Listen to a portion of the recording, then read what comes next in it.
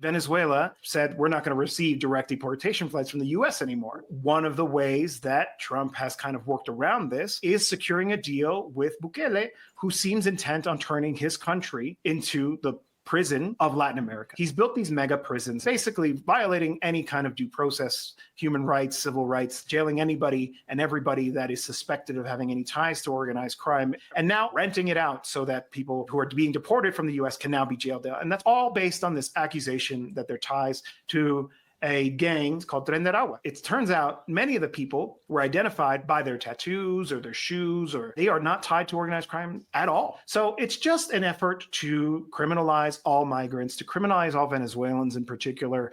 And it's really tragic, ironic in a sense, because what drives migration? Unilateral coercive measures, sanctions, the oil blockade of Venezuela, the blockade of Cuba. They're not being sent there. They are fleeing their countries that are undergoing hardship as a result of US foreign policy. And now to turn that around and to say that they're actually being sent deliberately, it's so grotesque. And then to take them and throw them into a prison like this, when many of them didn't have due process, it's a racist, xenophobic agenda to really tar all migrants, which has a lot about Bukele as well in terms of the lengths he's willing to go to appease Trump. He obviously really wants to be in favor with him because he's got his own authoritarian regime that he's trying to cultivate there.